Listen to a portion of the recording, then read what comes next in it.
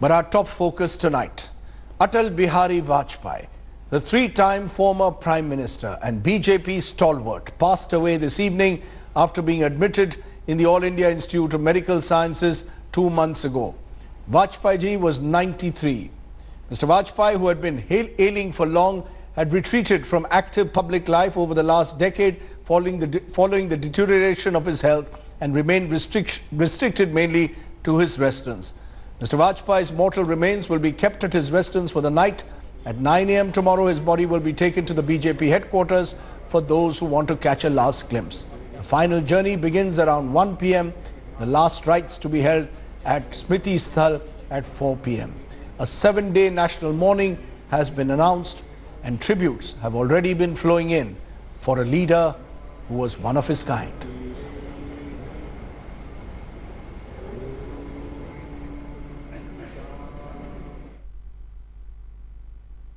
भारतीय राजनीति के आकाश का ध्रुव तारा नहीं रहा। अटल जी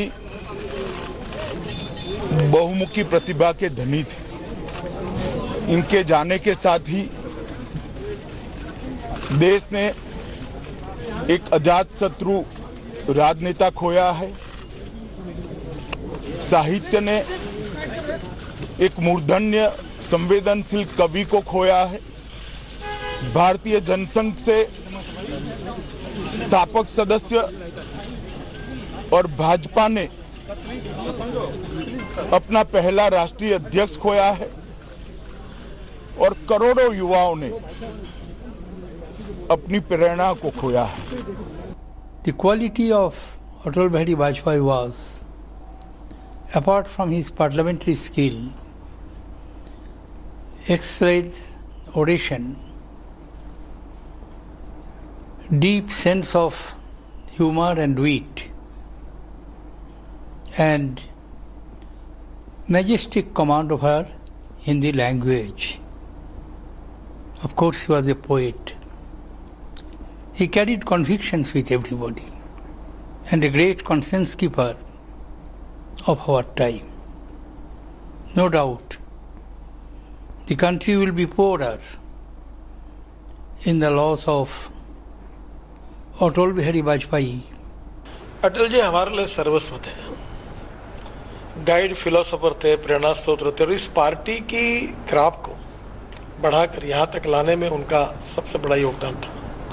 हम उनको कभी भूल नहीं सकते। आज इस जगह पर है उन्हीं के कारण है। पर मुझे याद है कि मैं जब भारतीय जनता पार्टी का अध्यक्ष बना तो मैं उनके यहाँ आशीर्वाद लेने के लिए गया तो रंजन जी ने उनको कहा, बाप जी आपके पार्टी का अध्यक्ष आया है। मेरे तरफ आंखें देखी और उन्होंने हाथ हिलाया। वो जो मुझे एक प्रकार से उनका आशीर्वाद मिला वही मेरे जीवन की सबसे बड़ी स्मृति है। बहुत ही हम सब के लिए ये दुख का विषय है कि श्रद्धेय अटल बिहारी वाजपेयी जी हम लोगों के बीच नहीं रहे। कुछ समय के बाद उनकी बॉडी फिर रेजिडेंस पर जाएगी, वहीं पर लोग अपनी आकर श्रद्धांजलि अर्पित कर सकते हैं। Atal ji is a multifaceted personality. He was a statesman, great parliamentarian, great administrator, great orator, great poet, great thinker, and great philosopher. I am deeply grieved by the sad demise of Vajpayee ji. India has lost one of its tallest leaders. He was loved by the people of India and of course by the people of Odisha as well. May his soul rest in peace.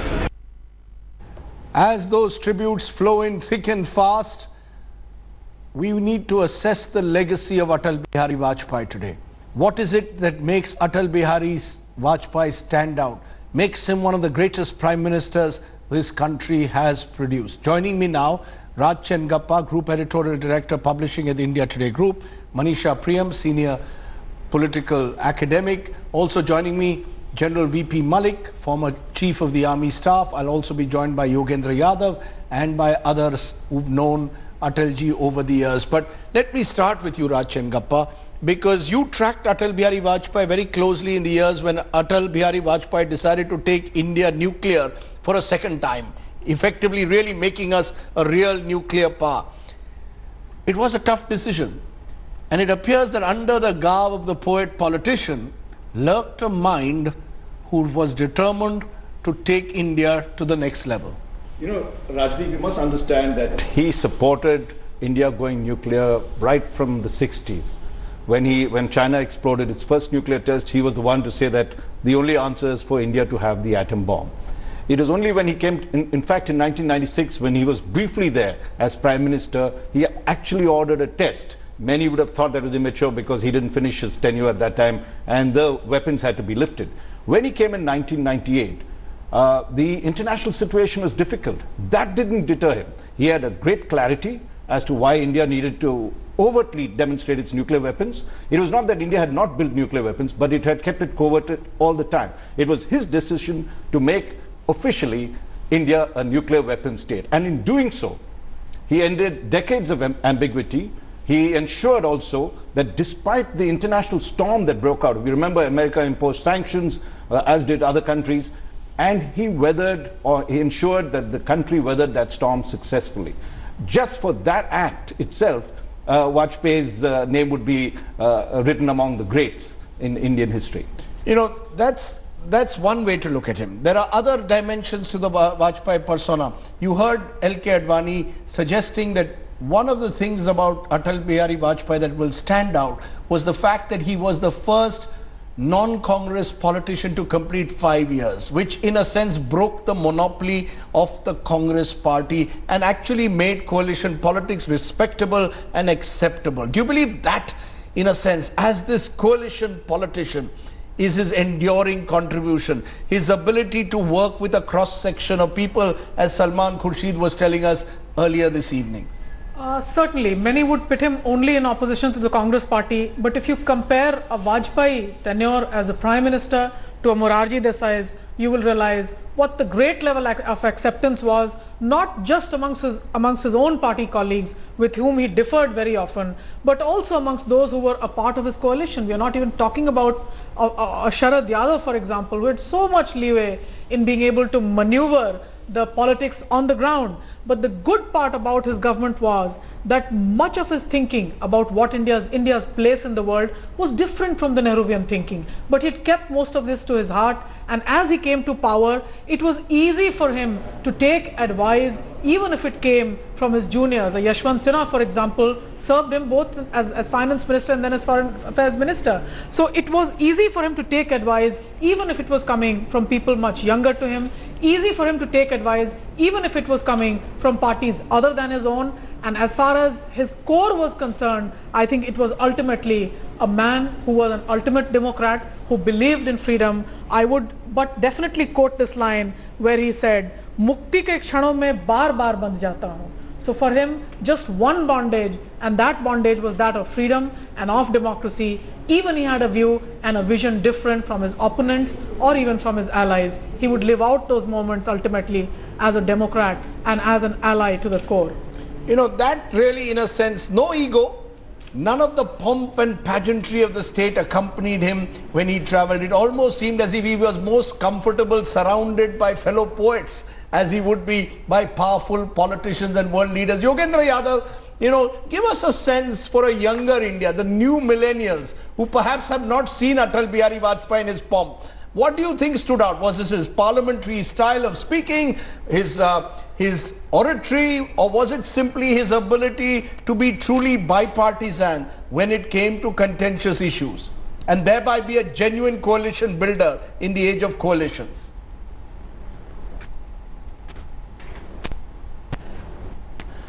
Bipartisanship and consensus building, I think, is the word. First happens to be the you step out. I'm just going to get the audio fixed, Yogendra. I'm having a slight problem with the audio. Let me just get that fixed, because as I said, we want to hear from you. But, you know, I keep harping back to this point of his consensus building skills. You know, I spoke a short while to Dr. Murli Manoj Joshi, and I'll just play that again in a moment. You know, what Dr. Joshi had to say about him. because they have been aides for long. But would you agree that he was the ultimate consensus builder? Without doubt. I mean, he was the great unifier, let's put it that way. Or national reconciler? As I said, if you looked at it, he had 22 coalition partners when he ran the government. He successfully went through that in the 5 years that was there. And Rajdeep, I just wanted to narrate a very interesting thing. Please. While we talked about the nuclear test, let us not forget that Mr. Vajpayee was among one of the greatest peace builders, let's put it that way. Yeah. If you looked at it, he extended his hand to Pakistan. He went across, taking the bus across from Delhi to Lahore, and shook hands with Mr. Nawaz Sharif. A different matter that Mr. Sharif betrayed him.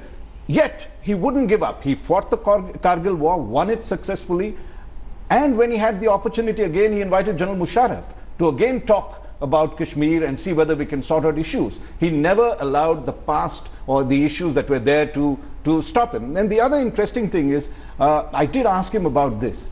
I said, look, did you feel, because of his commitment to peace, when he did the nuclear test or took the decision to do the nuclear test, I asked him, did you in some senses feel like Arjuna, mixed in your feelings to do what you're supposed to do, test one of the most destructive weapons that humans have built?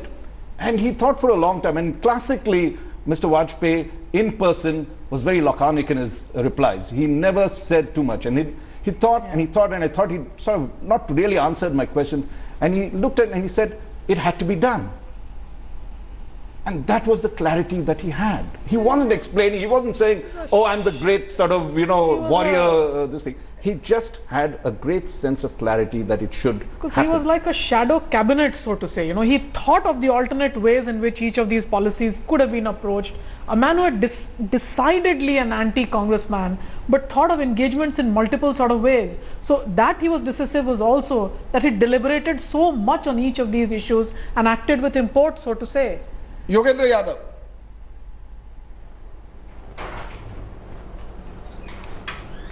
Yes, Rajdeep, I was saying that today is a day when you step aside from political divides of the day, ideological differences of the day, and try and say, what do you learn from someone like him, especially for people like me who do not come from his tradition? To be absolutely honest, it would be fair to say that people like me come from the opposite end of the spectrum. Yet when I think about Atalji, I think there are 2 or 3 things that really stand out, and I'm glad Raj mentioned both sides to the nuclear test thing. Yes, he went for nuclear test, and after that he went out of his way to have friendship with Pakistan. And this was not just that one occasion. Raj would know more than I do. 77-79, when Atalji is foreign minister, goes to China, goes out of his way to have friendship with Pakistan. Now, that's not what people would normally expect of someone coming from nationalist, hawkish ideology. But that's not what he followed. He looked at national interest, but he looked at national interest in a long-term vision. He knew that it is in our interest to be friends with neighbors. That's one. Second is, he understood the limits of ideology. All of us believe in one ideology or the other. We differ, we fight. But very few people know where to draw the line and say, well, my ideological commitment should not cross this line. On the very contentious issue of Hindu-Muslim divide, communal tensions, I do remember the fact, there are other things that people would write about, but I do remember the fact that after 2002, Vajpayee ji spoke about Raj Dharma. It's a different matter whether he could follow it up or not, but the fact that he spoke about it, in a sense he wanted to draw a line and said, yes, you do all these things, but you draw a line somewhere, not beyond it. To me, that's a very important thing to remember. And finally, in what is normally credited to him, his personal ability to carry a big coalition together, I think there was something deeper than just personal ability, deeper than just his personality, not to have enemies and so on. And in that sense, I would endorse what Manisha was saying, a Democrat by temperament. And a Democrat by temperament in this country needs to adjust with diversity, needs to adjust with differences. This is something he imbibed, he understood, and in that sense he was probably more democratic than many other people who may have more democratic ideologies. But in his practice, in his behavior, he understood the essence of Indian democratic temperament and he lived according to that. For me, these are the lessons his democratic temperament, his ability to see limits of political ideology, including his own, and his ability to see national interest in a larger frame, which people normally don't look at. You know, that is a wonderful way to sort of sum up Atal Bihari Vajpayee there, Yogendra Yadav. Kingshuk Nag, author Atal Bihari Vajpayee, a man for all seasons. I like that, a man for all seasons. Because, you know, over the years, one of the criticisms of Atal Bihari Vajpayee was that he could change with the times. The positive way of looking at that is that this was a politician who realized that India didn't live in extremities, that you had to find ways to move ahead. You have a story from your book that to your mind stands out about Atal Bihari Vajpayee, Kingshuk?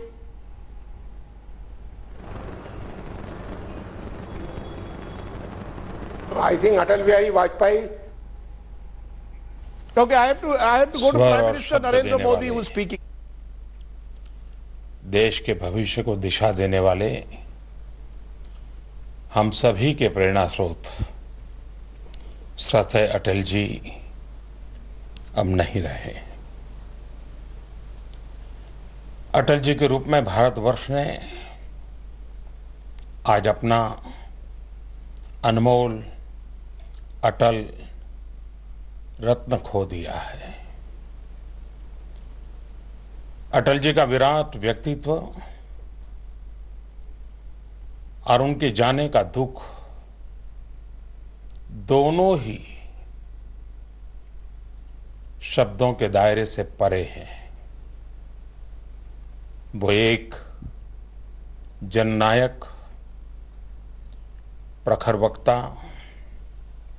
ओजस्वी कवि, पत्रकार, प्रभावशाली अंतर्राष्ट्रीय व्यक्तित्व के धनी और सबसे बढ़कर मां भारती के सच्चे सपूत थे। उनके निधन से एक युग का अंत हो गया है। उनका निधन संपूर्ण राष्ट्र के लिए अपूर्णीय क्षति है।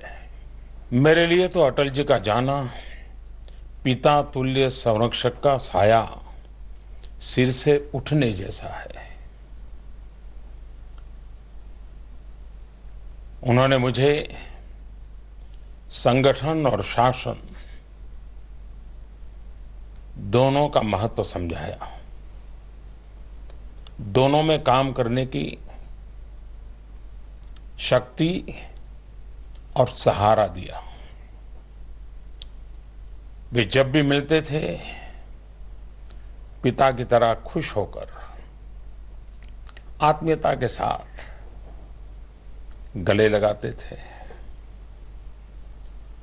मेरे लिए उनका जाना एक ऐसी कमी है जो कभी भर नहीं पाएगी। अटल जी ने अपने कुशल नेतृत्व और अविरत संघर्ष के द्वारा जनसंघ से लेकर के भाजपा तक इन संगठनों को मजबूती के साथ खड़ा किया। उन्होंने भाजपा के विचारों और नीतियों को देश में जन जन तक पहुंचाने का कार्य किया। उन्हीं के दृढ़ निश्चय और कठिन परिश्रम का परिणाम है कि आज भाजपा की यात्रा यहां तक पहुंची है। अटल जी भले ही हमें छोड़कर चीर निद्रा में लीन हो गए हो, लेकिन उनकी वाणी, उनका जीवन, उनकी सादगी, उनके विचार, उनका दर्शन हम समस्त भारतवासियों के लिए हमेशा प्रेरणा देता रहेगा। उनका ओजस्वी, तेजस्वी और यशस्वी व्यक्तित्व सदा हम देशवासियों का मार्गदर्शन करता रहेगा। अपार शोक की इस घड़ी में मेरी संवेदना उनके परिवार, और समस्त देशवासियों के साथ है। इस दुख की घड़ी में मैं अटल जी के चरणों में आदरपूर्वक अपनी श्रद्धांजलि अर्पित करता हूं।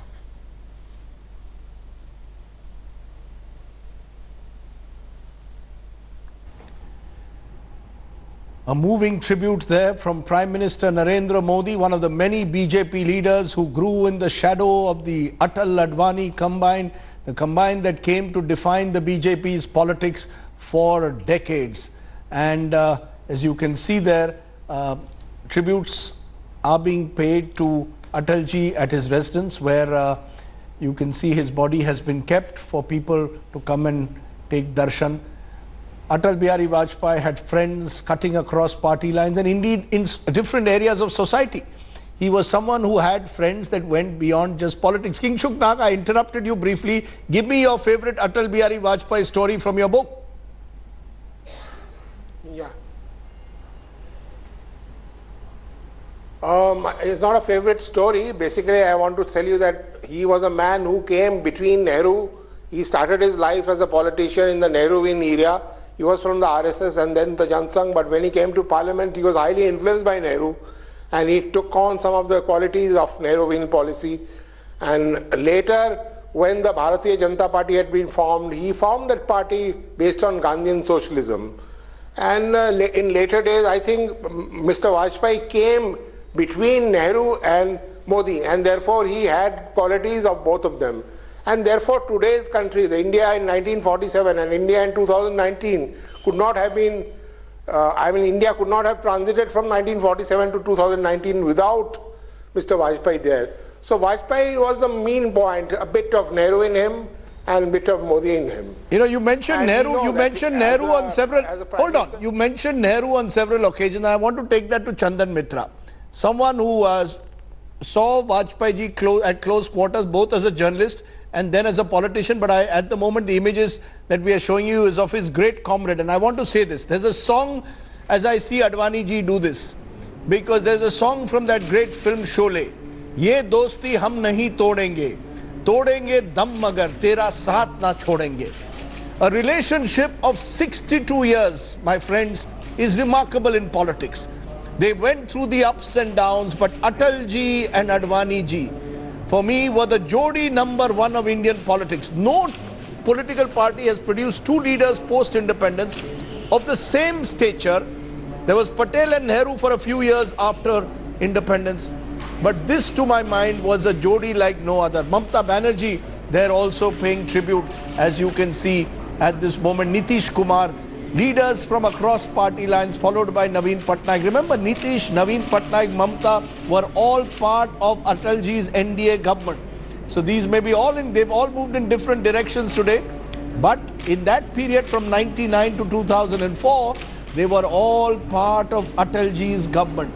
And that is what, in a sense, set Atalji apart. He was able to build friends and relationships cutting across party lines. There is Sushma Swaraj, another of the leaders who grew in that 1990s period. They were all, some would say, products of the Advani influence, but Atalji was always there. He was the star, the charismatic star, even as Advani ji was the ideologue. And together they formed this perfect combination. The Jai and Viru, if you want to call it that. But there you can see Pranab Mukherjee, Murli Manohar Joshi, who we spoke to earlier this evening, also there. And Murli Manohar Joshi was again someone who has seen Atalji for more than 5 decades. So what you are saying, a yug beet gaya hai. A generation and more has grown in the shadow of Atal Bihari Vajpayee. And those are the images that we are showing you at the moment. Leaders cutting across party lines, coming there now to pay tribute, fulsome tribute to a remarkable individual in Atal Bihari Vajpayee. I just want to come to you, Chandan Mitra, because as we play those images, tell me, the Nehruvian point that was just made is only one aspect. Who was the real Atal Bihari Vajpayee? Was he cut in the Nehruvian cloth because of the influence that Panditji had on him in a sense? Or was he at the end of the day very much core to the Jansangh, political secretary to Shyama Prasad Mukherjee, later on, of course, the BJP's tallest leader. Would you agree that he had a bit of both? He had a little bit of Panditji's influence, but he was primarily seen as a leader of who could cut across political divides.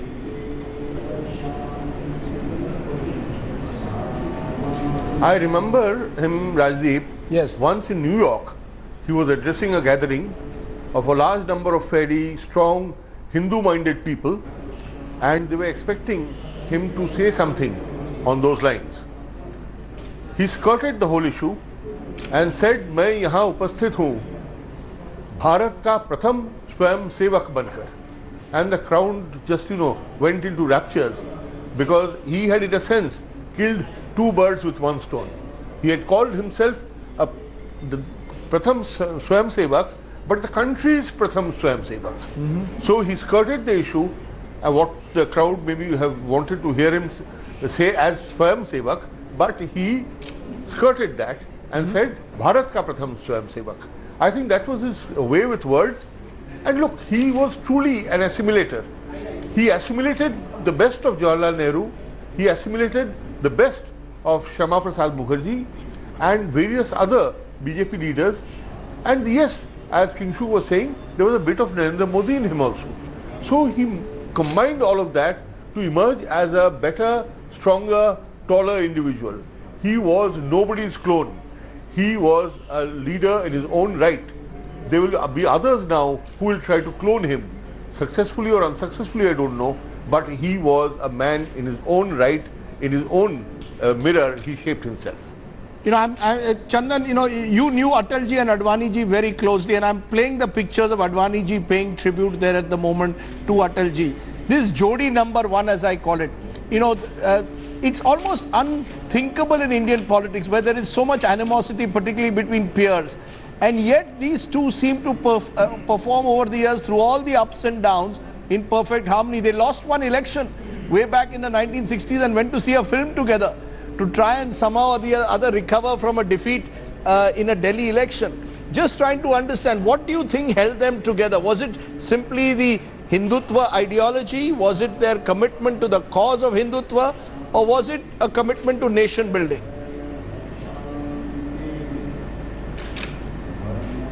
Rajdeep, do you remember the film they went to see together? Tell us. Ye subha fir nahi. Yeah, it was a very, very ironic choice. Fir subha hogi. Fir subha hogi. That's right. A great song. Wo subha kabhi to aayegi. Wo subha kabhi to aayegi. Fir subha hogi. And that was the ability. That was the irony in a sense, but also the sense of humor. They had just lost an election. Both of them used to stay together. Mr. Advani was then film critic of the organizer, and Atalji was its editor. And together they went to see the film Phir Subah Hogi, and they said that they came out in tears, but yes, with the robust hope that the dawn will rise, and as Atalji used to say, Suraj ugega, Kamal khilega. And that is where the journey began. Those days Kamal was not even the symbol of the Jansangh, it was Diya. And the two were inseparable. They shared the long journey, they were inseparable friends, and even as ministers, they had differences. Like two human beings must have differences, they had differences. But whenever there were differences, one call from Atalji would be the end of the matter. Atalji would say either ठीक है ऐसा जैसा आप ठीक समझते हैं, या at times he would simply put his foot down and said ये नहीं हो सकता. And if he said ये नहीं हो सकता, it was an order, it was a command, and Advani ji would absolutely happily obey. And this is the basis of the relationship, that they knew each other's mind, they knew each other's thinking, and I think this is absolutely remarkable. You will not have this again in our country's history. I am very confident of that. This is the last time that this Jodi number one, as we call it, has been around, and now they are separated for life. It's a great pity and tragedy for this country. As you've just seen, Prime Minister Narendra Modi, BJP President Amit Shah also paying fulsome tributes there to paying their tributes, floral tributes to Atal Bihari Vajpayee. Just to get another voice, someone who also saw another moment in Atalji's life that will stand out always is General VP Malik, former Chief of Staff. You were Army Chief, sir, when the Kargil war took place.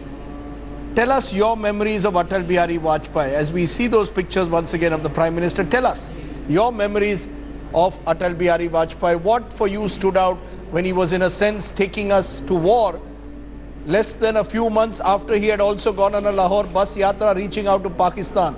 Despite the sense of betrayal, what was it that stood out for you, General, about Atal Bihari Vajpayee, the Prime Minister? Rajdeep, I served under Shri Atal Bihari Vajpayee for almost nearly 3 years. From the time he came as first Prime Minister, first tenure of Prime Minister, till the date when I retired on 30th September 2000. You know, one thing I would say about him, that he was a very determined person, whether it came to pursuing peace or war. He pursued peace when he went all the way to Lahore and signed that Lahore Declaration. And he pursued war as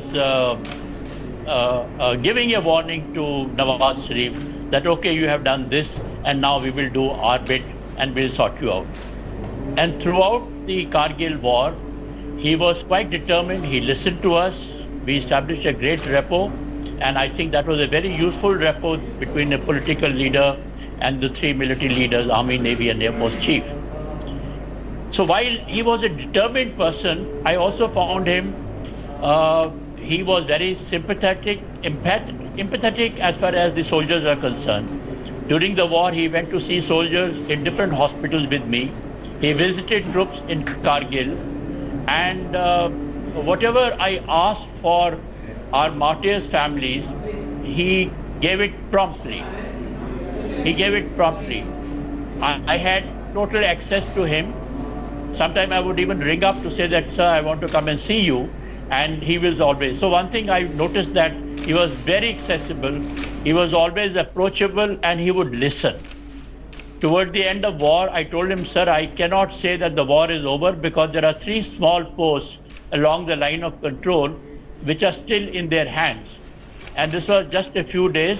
I think by that time, the election commissioner had already announced the date of election. So he asked me, he said, what do you want to do? I said, sir, I'll have to attack those. He said, okay, go ahead. I mean, that was the prompt decision he took. And the next 2-3 days, we were again at our job, and we threw those people out. And then on 26th, I told him, I said, sir, I think we have done the job that you gave to us. So I found a very a personality who conducted himself very, very ably, both during peace as well as war. Whether his attitude towards Kashmir people are concerned, the way he went about talking to the people of Kashmir, or he pursued peace with Pakistan before and even after Kargil war. So I think we lost a great leader, a great statesman, and a person who was so close to his people. And I can say, as far as the armed forces are concerned, he was really very close to us. The kind of empathy that he shows throughout my tenure. You know, you're giving us a picture of an Atal Bihari Vajpayee, and you've known him intimately. We are seeing Rajnath Singh there. Again, someone who knew Atalji intimately. He is one of the many BJP leaders who has always admitted that he modeled himself in a way on Atal Bihari Vajpayee. But Raj Chankappa, there's a point that was just made by General Malik that interested me. He empowered the army. He seemed to always empower his people, his team. Atalji was not a micromanager. So the Golden Quadrilateral Project, which many forget is one of his great contributions, he gave the Surface Transport Ministry the opportunity to really go ahead and do what they wanted. Arun Shourie says, as disinvestment minister, he gave him the opportunity to reform. We forget he was a great reformer. I mean, disinvestment at that time, my coalition government with the RSS not particularly supportive of disinvestment. He went ahead and did it.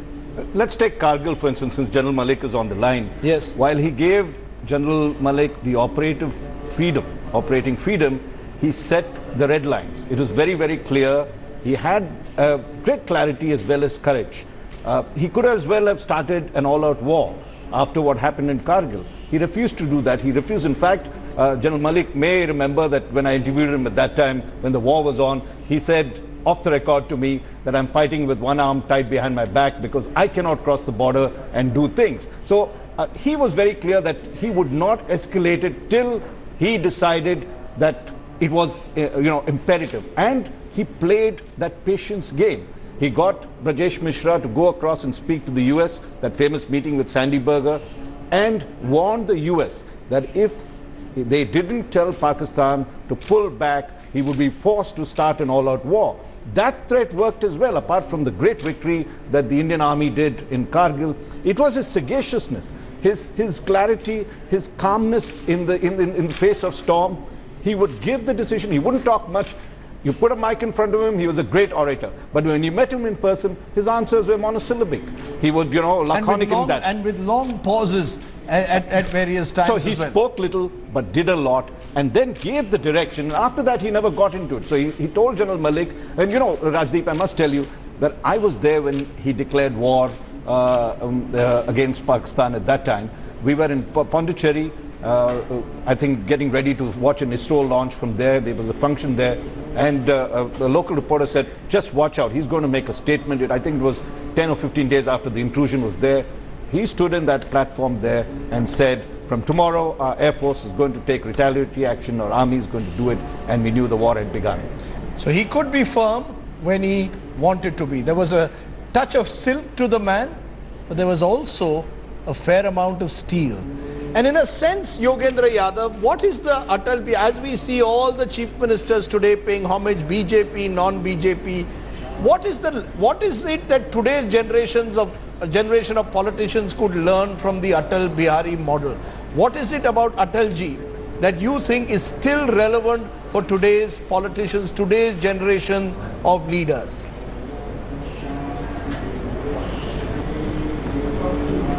One specific and one general thing, Rajdeep. General Malik's reference to Kashmir reminded me about something that I should have mentioned.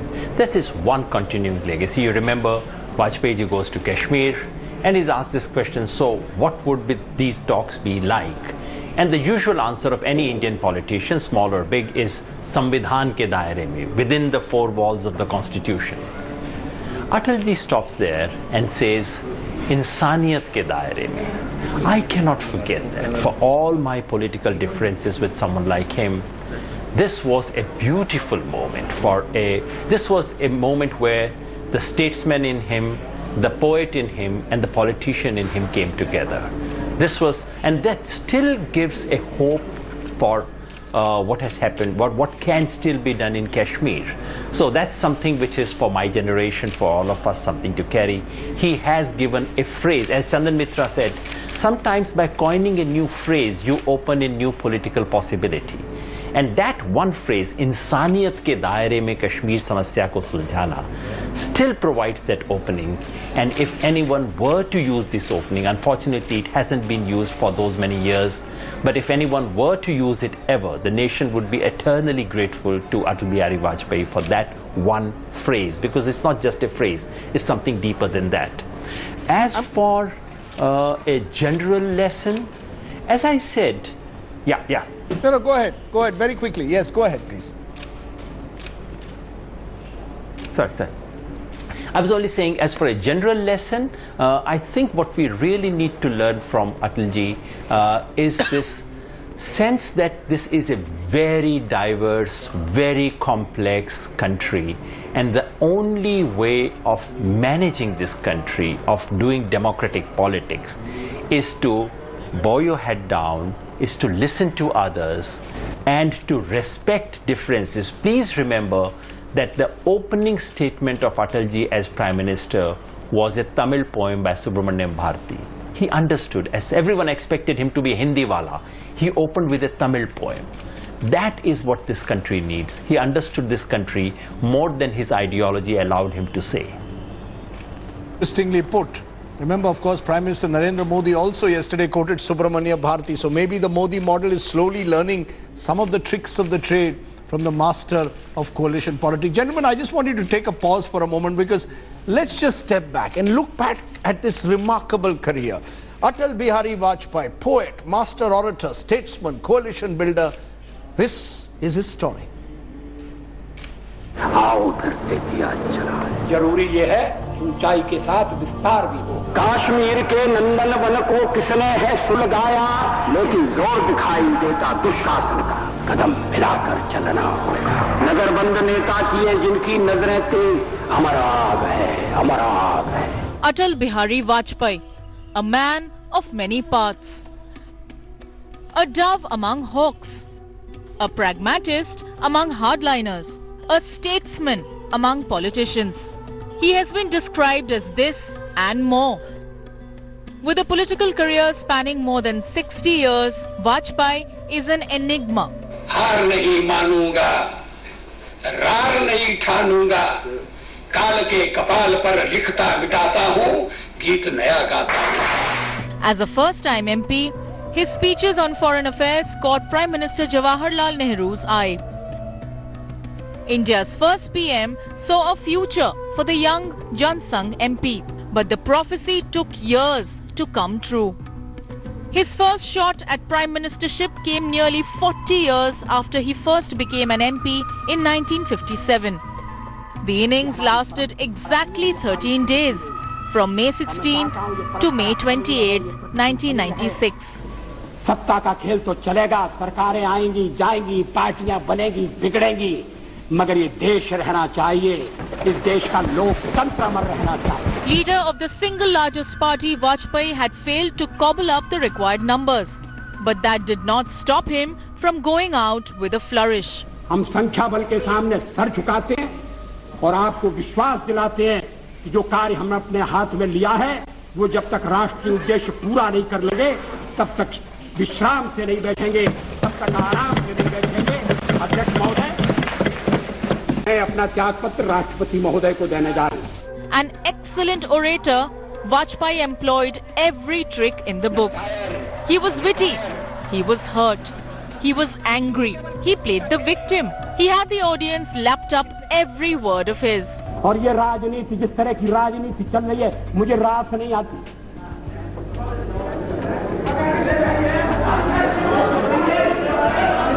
मैं छोड़ना चाहता हूं, मगर राजनीति मुझे नहीं छोड़ती. The debate also showed how popular he was, cutting across party lines. Vajpayee is the right man in the wrong party, was the popular refrain. It was an image Vajpayee cultivated over the years. If his friend and comrade Advani was the master strategist, Vajpayee was the people's man.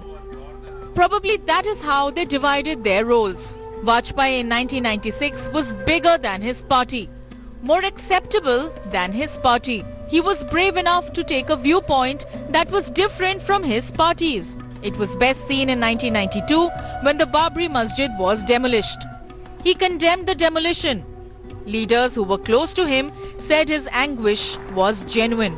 His friendship across the aisle helped in no small measure when he formed the government in 1998 for a second time as the leader of a coalition. If his first term lasted 13 days, this one ended in 13 months. But Vajpayee made those 13 months count. He ordered India's second round of nuclear tests. Today, at 15:45 hours, India conducted 3 underground nuclear tests in the Pokhran range. These tests conducted today were with a fission device, a low-yield device, and a thermonuclear device. अभिनंदन होना चाहिए वैज्ञानिकों का, उन इंजीनियरों का जिन्होंने पोखरण में जो कुछ हुआ उसे सफलतापूर्वक करके दिखाया है. Vajpayee was not afraid of taking risks. And he wasn't wary of grand gestures. When it was decided to engage with Pakistan, he opted to take a bus to Lahore. Bus, being the people's mode of transport, best conveyed the message he felt. The hug he gave Pakistan Prime Minister Nawaz Sharif would haunt him in the days to come. While he was negotiating with Sharif, Pakistan Army General Pervez Musharraf was plotting a takeover of Kargil. In the elections that followed India's decimation of Pakistani forces at Kargil in 1999, the NDA came roaring back for the third time on October 13th. The number proved lucky for Vajpayee, as this government lasted the full term. Vajpayee's next 5 years were busy. It had its highs and lows. The Kargil war, it turned out, did not deter Vajpayee from holding talks with General Pervez Musharraf. The Agra summit didn't achieve much, but Vajpayee was able to do much more in Kashmir. A fair election that saw Mufti Mohammad Saeed form the government, a ceasefire with Pakistan that stood the test of time.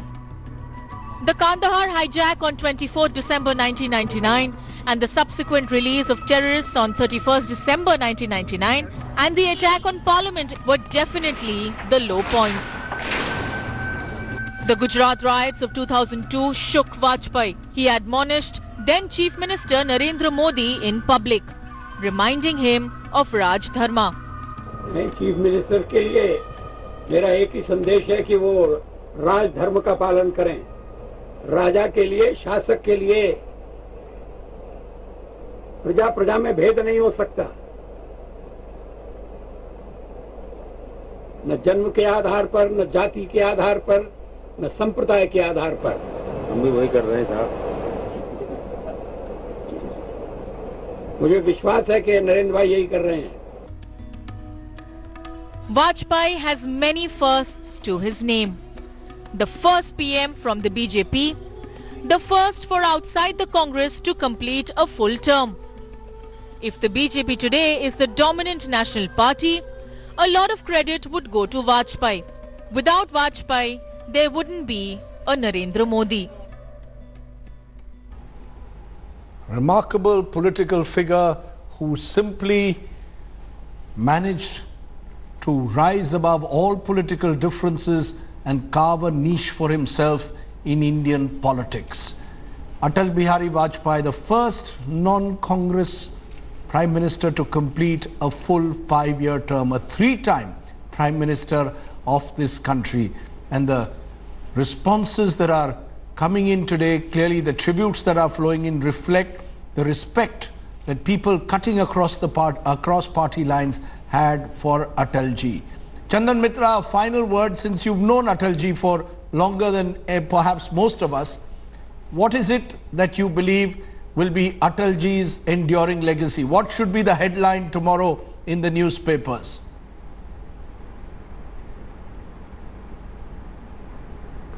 Well, he was a titanic personality, totally somebody who totally was like a colossus, bestrode India, whether in opposition or in the government. But most importantly, I think it's a lesson of inclusiveness and conciliation, which is most needed, not just today, but for all times to come. And this is the legacy that he leaves behind, and we should all bow our heads in respect to a personality who actually practiced it. Many people talk about this, but rarely practice. But a man who ran a 26-party coalition, carrying 26 parties along, and also carrying the entire nation along, despite his own strong commitments, own convictions, I think this is a rare thing it happens in human history. And Atal ji, therefore, will go down as a historic personality in not just Indian history, but in world history also. A colossus has left us. Would that be a good way to headline tomorrow? Well, he was a great son of India, firstly, a great unifier, a great consensus builder. And let's say, also put it, he demonstrated he's a rare leader. He demonstrated strength where it was needed and softness and conciliation where it was. He was soft at heart as well. Let me tell you a story. Lahore Bus Yatra of 1999. Atal ji is in Lahore we are covering the yatra, we are suddenly told there's a problem with the joint statement and there's some tension behind the scenes. Atalji at that moment is being hosted by Nawaz Sharif at the Lahore fort. The Punjab governor is there. It's a banquet fit for kings.